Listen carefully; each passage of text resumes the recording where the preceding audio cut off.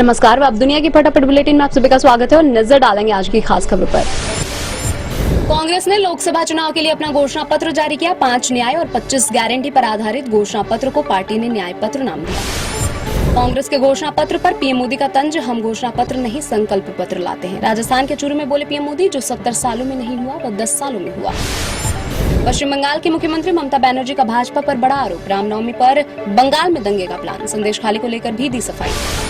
मध्य प्रदेश की खजुराहो लोकसभा सीट पर सपा उम्मीदवार मीरा यादव का नामांकन खारिज, इंडिया गठबंधन के तहत कांग्रेस ने सपा को दी थी खजुराहो सीट।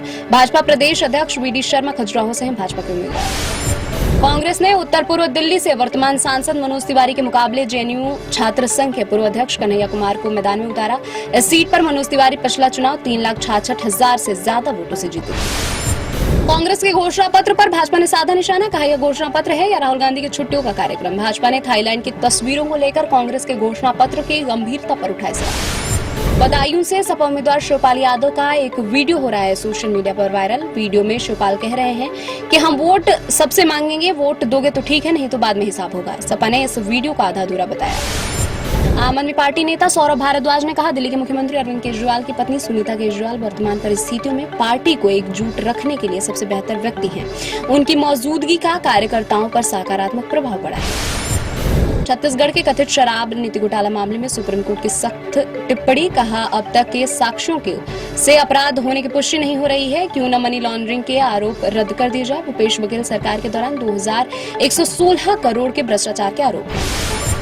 लोकसभा चुनाव से पहले बिहार में वीआईपी पार्टी के मुकेश सहनी महागठबंधन में शामिल। राजद ने अपने खाते में 3 सीटें वीआईपी पार्टी को देगी।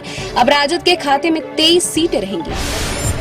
भारत सरकार में रक्षा मंत्री और भाजपा के वरिष्ठ नेता राजनाथ सिंह ने एक साक्षात्कार में कहा, समय बताएगा कि इलेक्टोरल बॉन्ड लाकर हम कितने सही थे। सुप्रीम कोर्ट ने उत्तर प्रदेश के सभी मदरसों को असंवैधानिक घोषित करने के हाईकोर्ट के फैसले पर लगाई रोक, कहा एक्ट धर्मनिरपेक्षता के खिलाफ नहीं। यूपी सरकार और दूसरे पक्षों को नोटिस जारी। रसायन व उर्वरक मंत्री मनसुख मांडविया ने कहा, घरेलू विनिर्माण पर बड़े पैमाने पर जोर देने से आपूर्ति और मांग के बीच अंतर को पटाने में मदद मिली। भारत 2025 के अंत तक यूरिया का आयात बंद कर देगा। पंजाब के फरीदकोट जिले में शुक्रवार को एक मिनी ट्रक और एक ट्रेलर की टक्कर में कम से कम 5 लोगों की मौत हो गई। कोटकपूरा मोगा रोड पर हुए हादसे में 5 लोग घायल भी हुए हैं। मिनी बस ट्रक में 10 लोग सवार थे। ईरान के रिवोल्यूशनरी गार्ड कमांडर ने कहा, इसराइली हमले में मारे गए शीर्ष अधिकारियों की मौत का बदला लेने में कोई कोर कसर नहीं छोड़ेंगे। हाल ही में रिवोल्यूशनरी गार्ड कमांडर समेत 7 अधिकारियों के इसराइली हमले में हुए। श्रीलंका के मत्स्य पालन मंत्री डगलस देवानंद ने कहा, कचाती द्वीप को श्रीलंका से वापस लेने संबंधी भारत से आ रहे बयानों का कोई आधार नहीं है। यह भारत में चुनाव का समय है। कचातियों के बारे में दावों और प्रतिदावों सुनना असामान्य नहीं। इस्राएली सेना ने सहायता कर्मियों पर ड्रोन हमलों को लेकर नियमों के उल्लंघन का हवाला देते हुए 2 अधिकारियों को बर्खास्त किया। हाल ही में एक हमले में सहायता कर्मियों की हो गई थी मौत। इस्राएल ने इस हादसे पर दुख जताया था। नीतिगत ब्याज दर को स्थिर रखने के रिजर्व बैंक के फैसले से घरेलू शेयर बाजार का सेंसेक्स मामूली बढ़त के साथ नए शिखर पर। सेंसेक्स 21 अंक बढ़कर 74,248 अंक के रिकॉर्ड स्तर पर हुआ बंद। निफ्टी भी मामूली गिरावट के साथ 22,514 अंक पर हुआ बंद। आयुष शर्मा की अपकमिंग फिल्म रुसलाना का ट्रेलर हुआ रिलीज, जबरदस्त एक्शन करते नजर आए आयुष। करण ललित बुटानी ने फिल्म को किया है निर्देशित। 26 अप्रैल को रिलीज होगी फिल्म।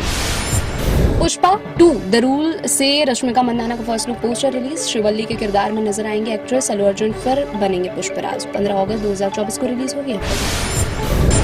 ये थी आज की फटाफट बुलेटिन। ऐसे ही ताजा अपडेट्स के लिए बने रहे हमारे साथ, यानी कि विजिट करें अब दुनिया पर।